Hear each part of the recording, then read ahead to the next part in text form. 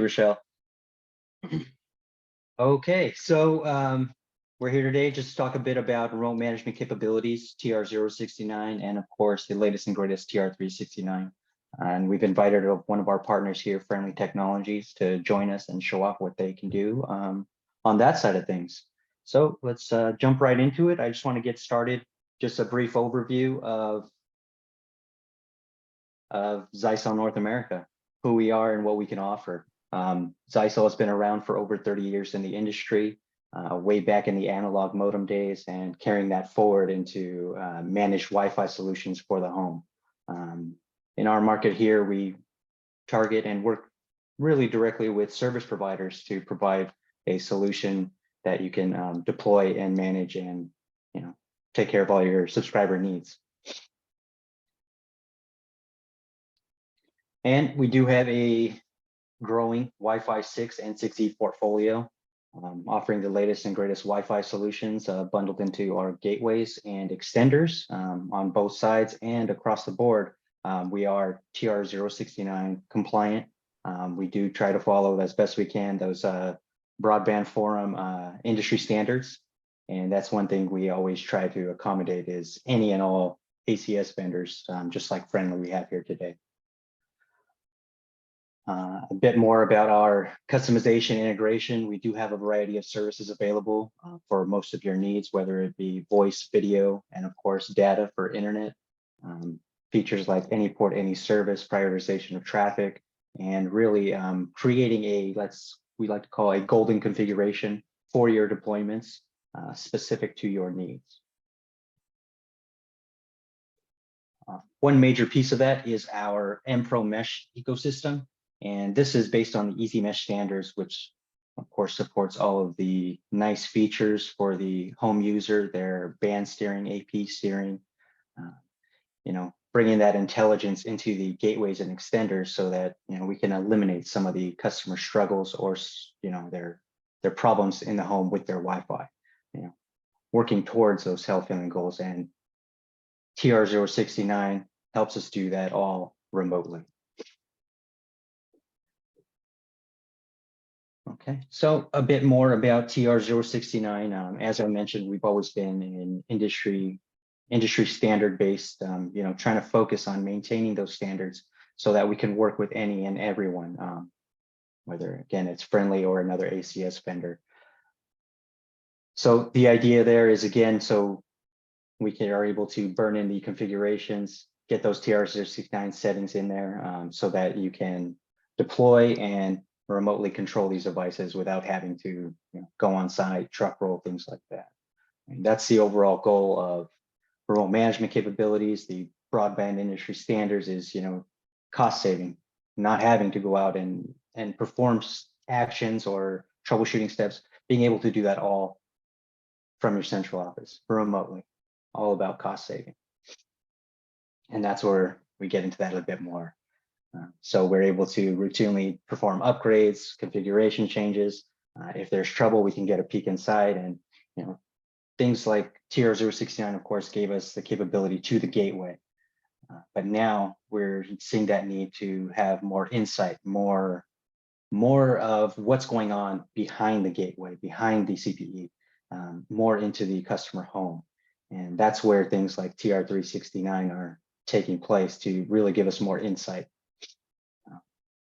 So just a bit more on the technical side and the back end with the traditional TR-069 process and, let's call it like the first generation data models that came about. It was, it's a bit slower. It does take some time.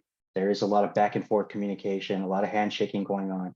So it's more of, it was more of a one at a time type of deal where you want to get something done. You have a lot of acknowledgement back and forth before it actually gets done. So it's not as instantaneous as we'd like it to be, but as we progress, as things have gone, I mean, that's the big transition, of course, as well as everything moving to the cloud.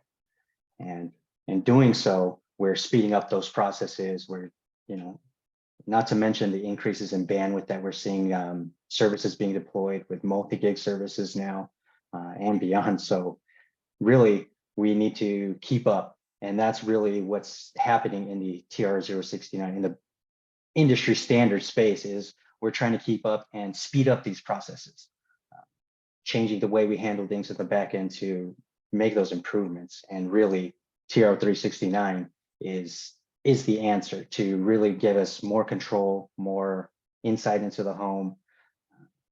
And the big thing is, well, one of the big items is their bulk data collection, being able to gather all of this useful information, useful data that can be used for analytics, data usage to determine if you can upsell, if a customer is using more bandwidth than, or exceeding bandwidth limitations that they're paying for. You can always, you have evidence to show them and explain to them like, hey, it might be time to move on to the next bandwidth tier because of XYZ.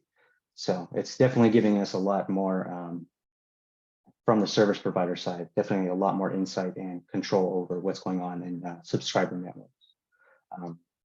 Before we keep going forward, Rochelle, could you do the first poll? I think Absolutely, Andrew. All right, for the first poll, the first question is, are you currently using a remote management solution? You have 4 options. Yes, we are currently using a TR-069 localized remote management solution. Yes, we are currently using a cloud-hosted remote management solution. No, we are planning to implement a remote management solution. And the last one is no, we are not currently using a remote management solution. So I will launch this now.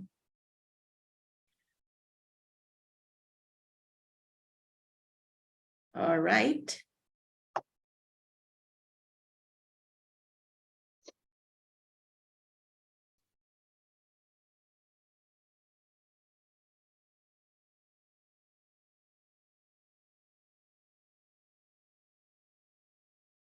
Okay, let's wait for another few minutes.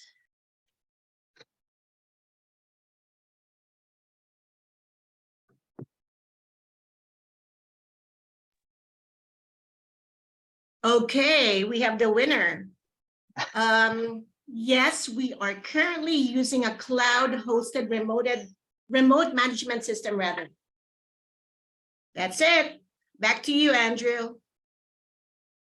Okay, so really just trying to get an idea of where everyone's at. We're here talking about TR-069, but really the focus is going to be TR-369, which is, so it seems like most of the audience is already familiar with the traditional TR-069, so we can definitely, we're definitely in a good place to talk about the next thing up, TR-369, and what Friendly has to offer.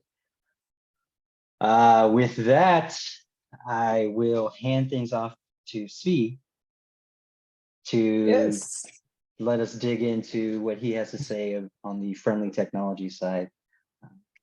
So I will stop sharing and you can take it away. Yep. Thank you, Andrew. Thank you for having me on this webinar. It's good to be here.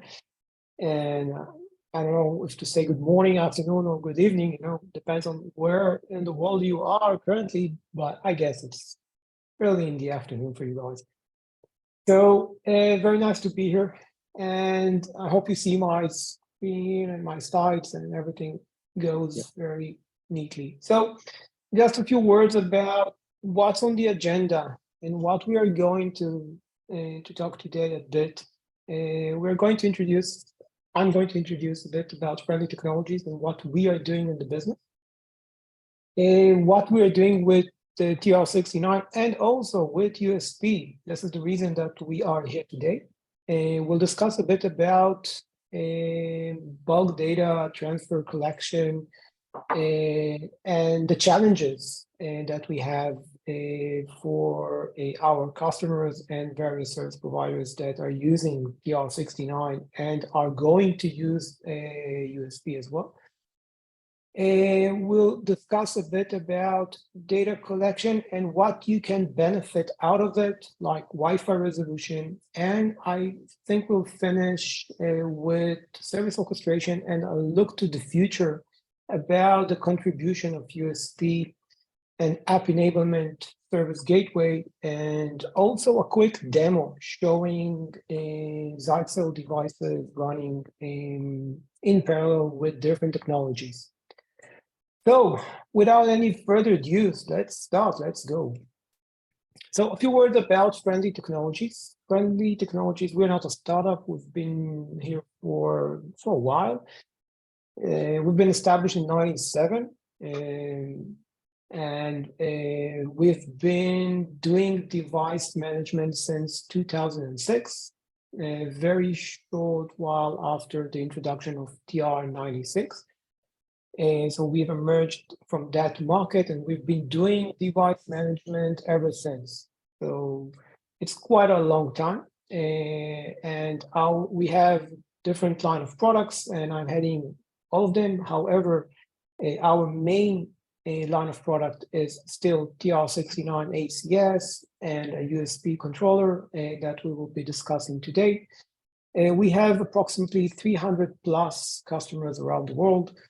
Most of them are big telcos, service providers, ISPs around the world.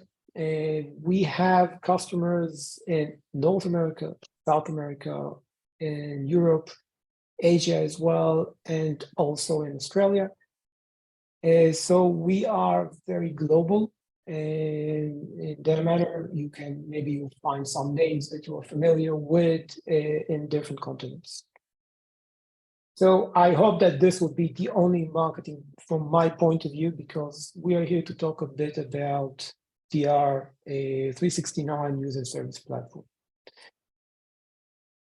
So in that matter, what is actually a USP, and what we at Friendly Technologies are doing, and what is our offering for our customers. So USP is standardized by the Broadband Forum. It's the evolution of TR-69, and it comes with some new features and functionalities, and a lot of changes and fixes to limitations that we had with traditional TR-69. One of the main changes that is related to actually the multi-controller architecture, enabling an open platform for different application developers.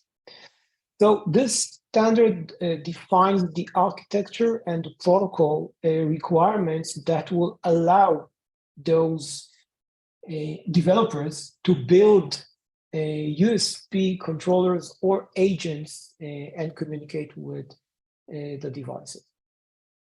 This will allow also applications to manipulate the software or hardware components and to enable end user services. And I'll touch base with this a bit later on. So a few words in very high level about the main functionalities and features of USP. I've mentioned about, as it is a multi-controller environment, so it comes to fix, I think, I would say a major drawback that we had with TR-69, that with an ACS deployment, you could have one ACS address. And all the device knew is that ACS address, and if you wanted to use another ACS for different purposes, you were not allowed to do that. And this was quite of a limitation if you wanted to introduce additional services, if you wanted to build and gain more revenue and offer more services to your end customers. USP also provides a new secure end-to-end communication for a trusted smart home applications as well. And it's simple, but it also flexible messaging for quick response actions, which means that it runs over TCP, over UDP, can utilize different message transfer protocols, MQTT, WebSocket, STOMP, and we'll touch base a bit about them. It also incorporates a lot of bulk data collection for network telemetry and AI. And it offers a robust, I would say, proxy mechanism for non-USB devices as well. And I really encourage you guys to take a closer look at USP technology specification. I've dropped the mail on this presentation, but it's open, it's publicly available. You can browse. The Broadband Forum does a lot to convey a lot of information and new standards, and also some theory of operation and use cases that might be useful for you. So what is Friendly's solution architect and what we are providing? Actually, Friendly is a unified device management platform. So we are providing a TR-369 USP as an integrated solution into our existing ACS.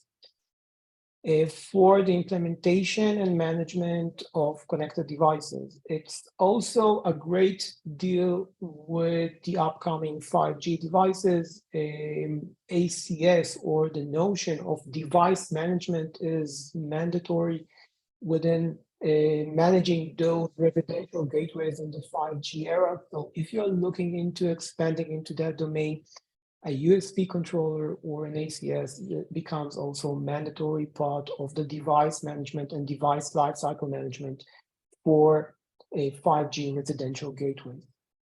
We are offering a multi-controller ecosystem that can drive this service delivery.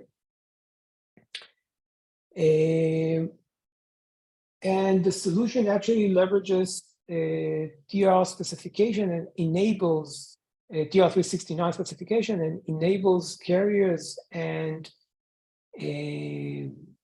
various service providers to transform the consumer broadband network into flexible and secured IoT-enabled applications. And this is something worth mentioning, that USP enables us or gives us an opening for IoT-related applications as well. In USP, the endpoint, which is the logical, I would say, entity of the USP agent and the USP controller, you can set the USP controller to communicate. First of all, you can have multiple USP controllers, right? Which every controller can have a different set of operations or applications, like a USP controller for cybersecurity, another for parental control, another for smart home, and they can all communicate with the USP agent running on top of your residential gateway CPE device, whatever you're running at the customer premises. And as I mentioned before, it leverages new message transfer protocols, WebSocket, MQTT, STOMP, and also USP introduces a new device data model, device 2.0 data model, which is a great deal of the change that was introduced between TR-069 and TR-369. We have a new set of commands that we can set between the controller and the agent. We have new methods of extracting and actually communicating with the device and understanding what the device, which capabilities the device supports.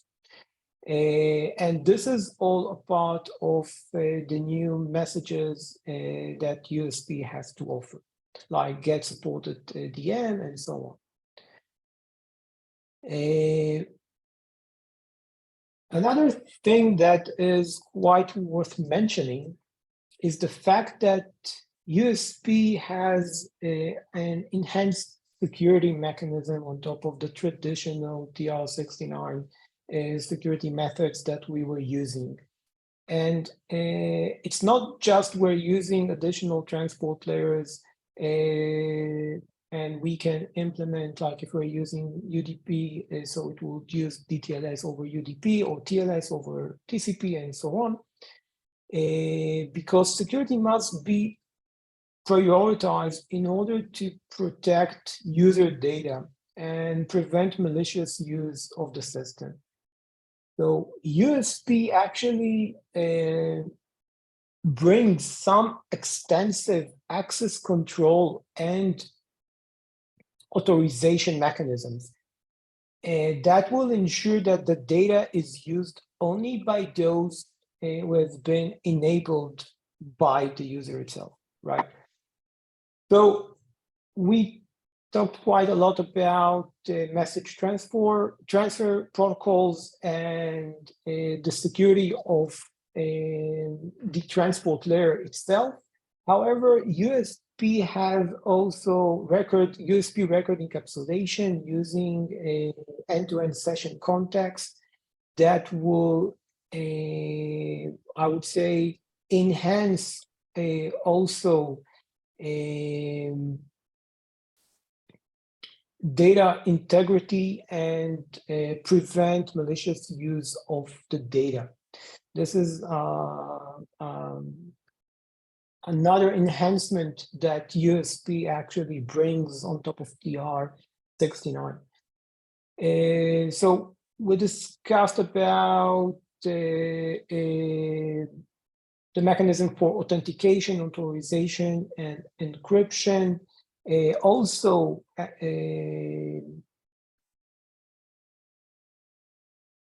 USP has a well-defined method for to analyze the controller certificate and to use trusted certificates and root CAs for signing the certificate. So it has a lot of additional enhancements over the traditional TR-069.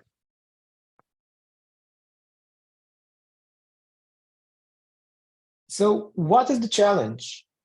The challenge mainly becomes with the interoperability that we would like to achieve, because we all already have, and following this, we understand that you all understand about TR-069 and you are using currently an ACS. And the question might be, okay, how do we switch? How do we move from TR-069 to TR-369 to USP? And with our USP controller, which is a unified device management platform, it's very easy.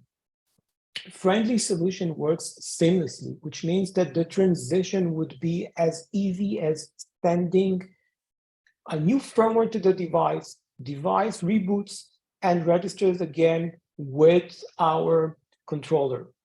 That's a smooth transition. Everything is being done by the back-end controller, the back-end server. It's zero-touch provisioning. Once again, no configuration needed. All device data is being stored and replicated between TR-069 and TR-369. So this is actually one of the benefits by using a standardized approach for device management. And the move between TR-069 and TR-369 becomes a more interoperable and easy for different service providers to maintain.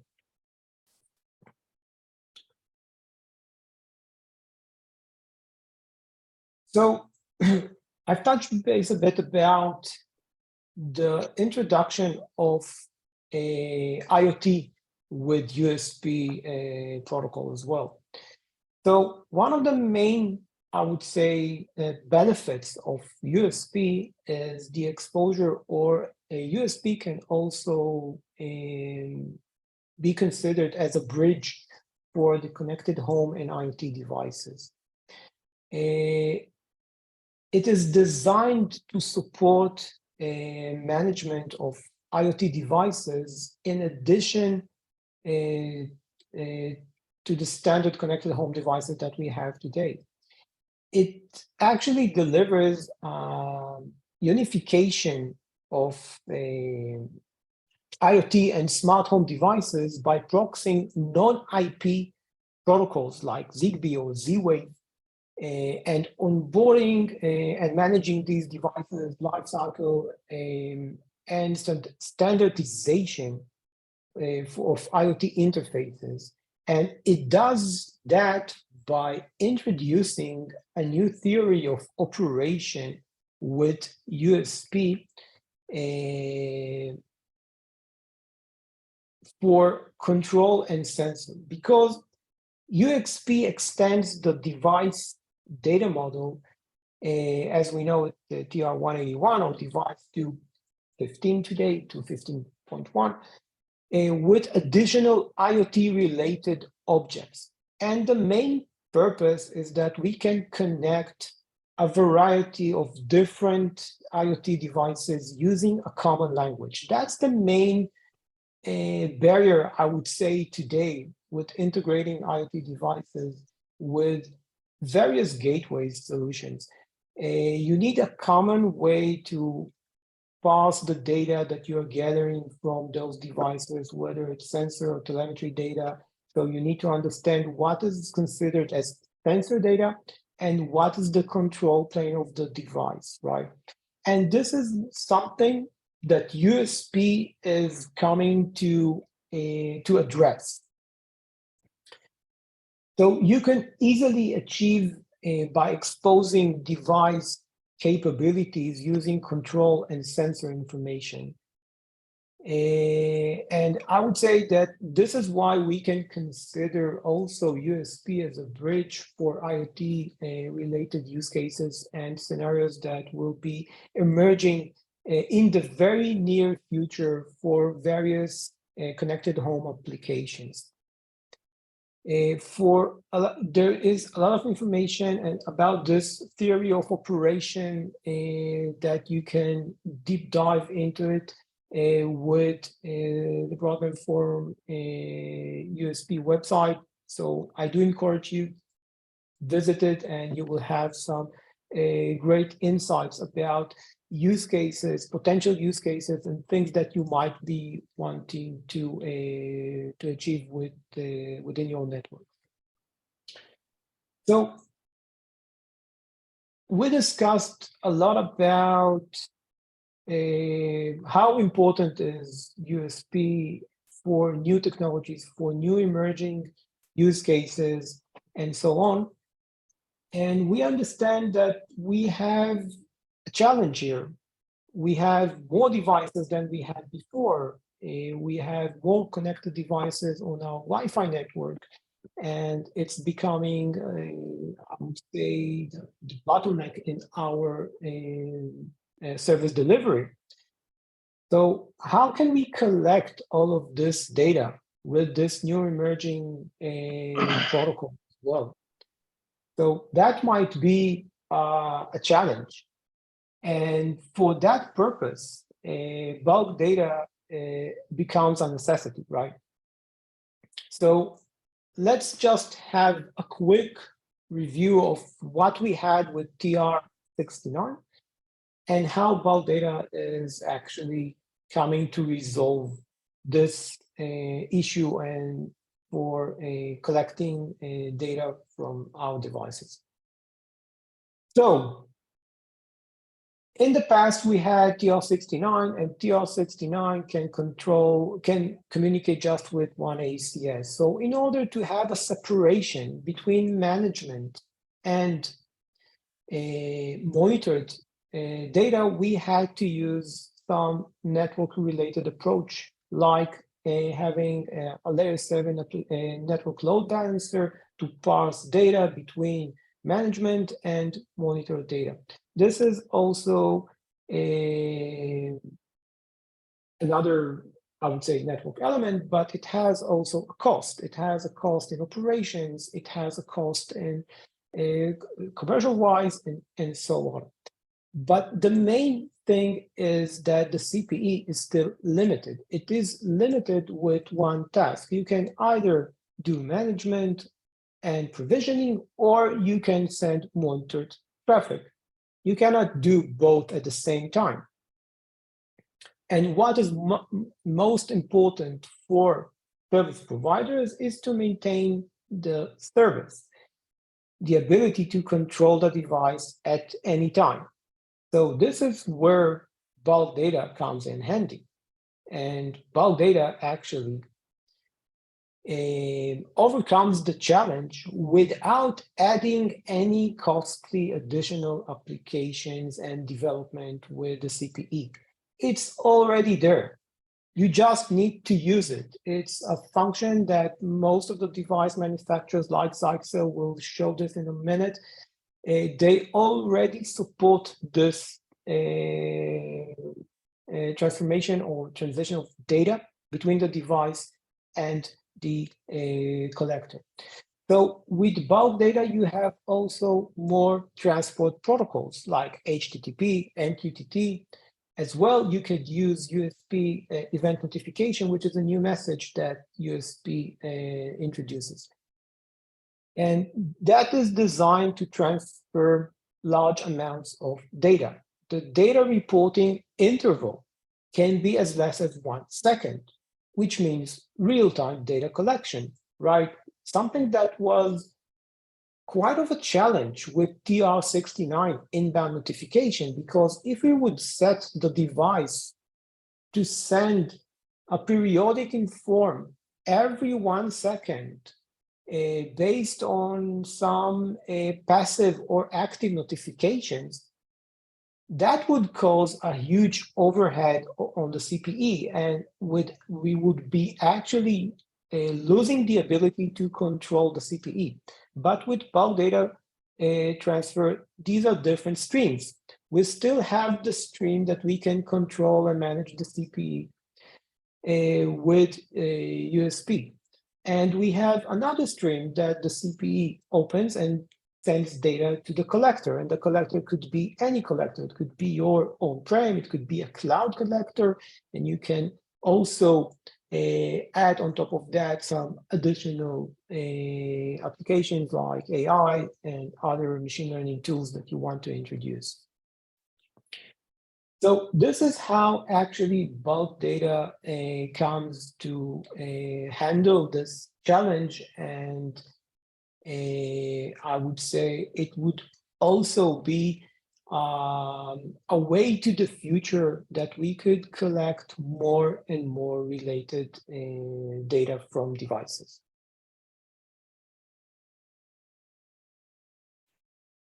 So we discussed about the challenge, we discussed about how to overcome the challenge, but what can we collect actually?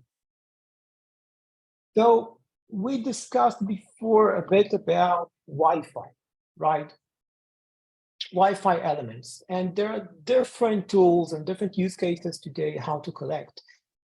But the Broadband Forum and the Wi-Fi Alliance actually did a joint work together and they have collaborated, and today device to data model actually supports around 250 Wi-Fi performance measurements that could be collected over bulk data.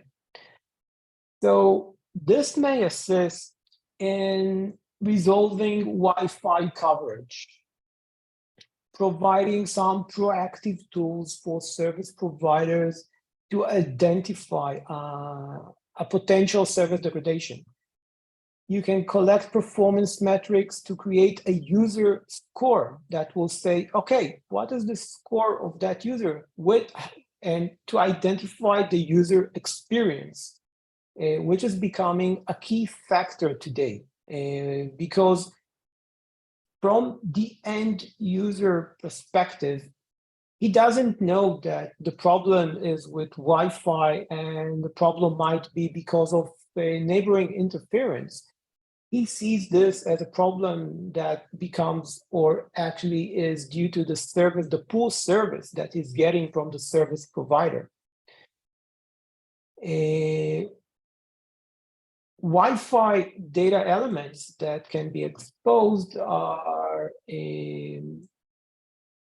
actually giving us the ability to collect a lot of network and performance indicators and troubleshoot Wi-Fi more, I would say, easily, and create a better insight into the current and also historical network performance, including interference from other networks and other challenges that we might be facing with Wi-Fi.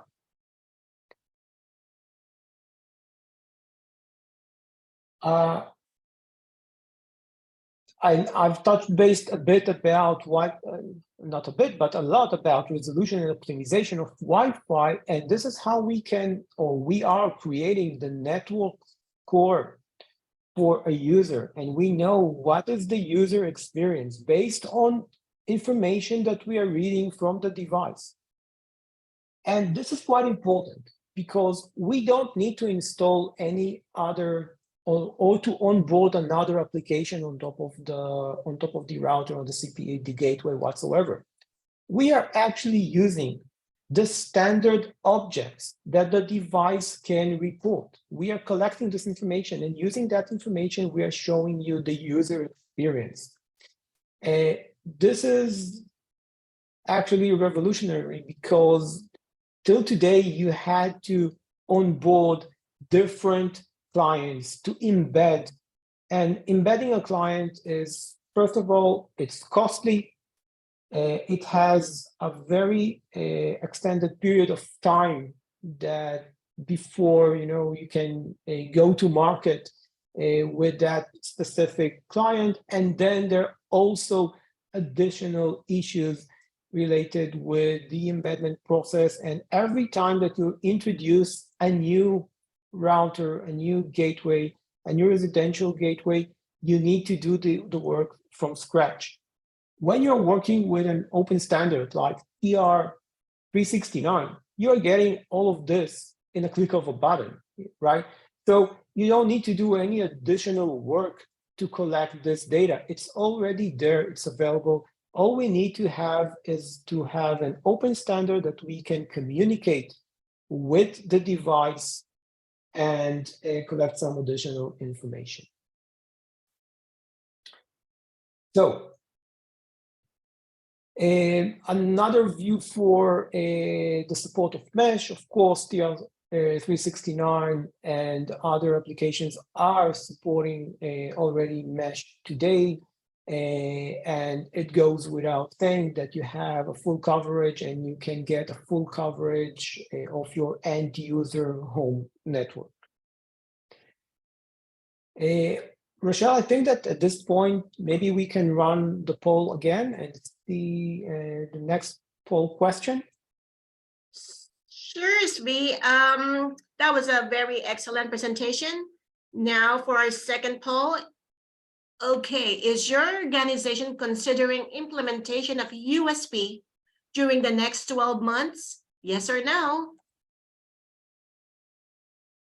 Okay, let's wait for...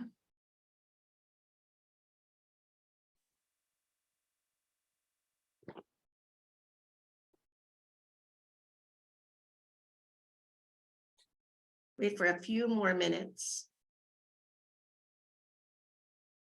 Okay, we have a winner. It says no. That's great. All right, back to you, Zvi. I hope that today, thank you very much. I hope that after today, Sure. you will consider this, but that's great. So just a look into the future before I would like to go to a live demo showing you a bit about a USP and how USP coexists with other devices, just a live and to have a live demo. So just a look into the future. So what is actually, or what can the future bring with that we haven't done yet in this industry? So we are always looking to expand revenue streams, right? And to claim a piece of the pie from the IoT domain. Because IoT is exploding. It's becoming as something that we all want to explore how to utilize and exist, and actually how to utilize better, I would say, the existing infrastructure in order to offer additional solutions and to have additional revenue shares for both enterprise and consumers alike. So what can we do? We actually can provide additional services, like we can have a CSP app store that the end user will be selecting which application he would like to install and use on his residential gateway, the same we're doing today with our mobile phones, right? Applications like parental control, Wi-Fi analytics, streaming, cybersecurity, and so on. And we can actually select the application and install it on the device. How do we do this? Of course, with the help of USP and containerized services that can be deployed on various type of devices. This is a part of the App Enablement Service Gateway, which is a new project and a new stream, which is currently being handled by the Program Forum in order to standardize this domain, to make it a bit more friendly for various, I would say, device manufacturers to uphold and onboard new services. This will expand service providers' revenue share. It will introduce new services, new applications that are yet to be deployed on those residential gateways, like smart home solutions and so on, that we have touched base about them very greatly. So, a few words about the Wi-Fi-friendly technologies. So jumped slide. So we've been doing device management, device lifecycle management for quite a while. So we have firm and very strong understanding with the market needs, and also the expansion into the IoT domain. You can always leverage on the unified device management platform that I will show you in a few seconds, and how this can coexist and transition your core business from TR-069 to the next generation of USP. So it's a future-ready solution. We are introducing the USP multi-controller environment with additional tools for data collection and Wi-Fi optimization, and creating your customer experience and score as well, which I believe can contribute to any service provider. So we are getting a bit late on time, and we want to leave some time for Q&A. So do you want to add anything else, Zvi? That would be it. No, I think I'm almost out of time. Sorry. Okay. It's like always, you know, I can start talking about this and I can deep dive into this, and I lose track of time. So yeah, but It's no so problem. if we It's have very any informative. questions, if we have any questions from the participants, I think this would be the time, a good time to get some questions from some of the participants. Okay, great. We have a question here. By the way, thank you for that detailed presentation. Zvi, that's excellent. And Andrew, thank you for the presentation too. For the question, since we're running out of time, have Zyxel used any USP CPE on the market for testing? Well, as you can see, we did have our EX3510 up there. But from the Zyxel side, what we're actually doing is we're building this feature set and support into our overall operating system, our Opal operating system that runs on all of our Wi-Fi 6 and 6E devices. So our goal is to really, get everything ironed out, make sure everything works with our partners like Friendly, to make sure that we cover what what the providers need and want to be able to utilize. So once we have that, all straightened out, we can definitely pretty much implement that into any one of our devices, as needed. Great answer. Okay, I think we have time for 2 more questions. Is there backward compatibility for TR-069 with USP controllers? I think this is for Zvi.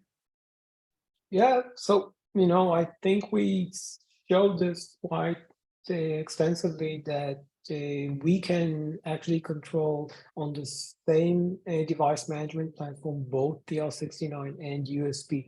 That's the main idea when doing the transition between TR-069 and USP. You should take under consideration how to manage them, because the transition is not only on the device side, it is also on the device management platform side. So having a standard way or a unified device management platform like ours, that would be a good idea, when you're looking into the transition TR-069 into USP, because they can coexist on the same platform. Yeah. Awesome. All right. Thank you, Zvi. That's a very good answer. Next question. What are the key benefits of TR-369 compared to the traditional TR-069?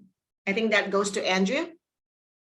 I think she can answer it as well, but the definite improvements, like he's been talking, the bulk data collection, and improvements just in overall communication are really the next best thing.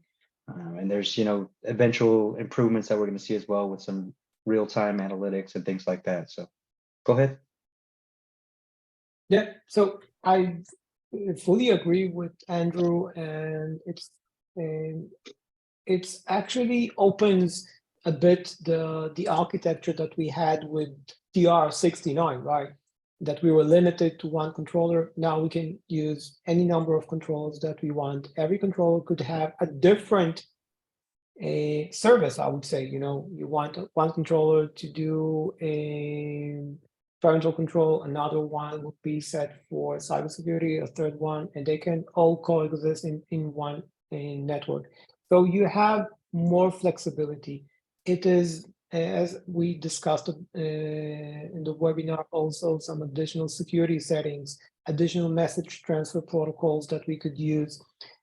So, and one major thing is also that it is IoT ready, right? So if you want to introduce additional, I would say, services like IoT, USP is a very good choice because it is already there. It is already running on top of the device. You can connect whatever. You can use the IoT objects that are related to additional IoT backend devices. So, any use case that you can think of, it tries to make a standard way to introduce new services. That's the main idea with USP, I think. Okay, wonderful. Thank you, guys. Thank you, Andrew, once again. And thank you, Zvi. That was an excellent presentation. And it's time to announce the winners. Okay, for the winner of EX7710, that would be Scott Rockefeller. Congratulations, Scott. And for the free trial account from Friendly Technologies, that would be Jean Hamilton. All right. Congratulations, guys. And if you have any questions, just, you can see the email of Zyxel and Friendly. Just shoot them an email. And we'll see you on our next webinar. And have a great weekend, guys. Thank you. Thank you so much. Thank you. Thank you. It was great.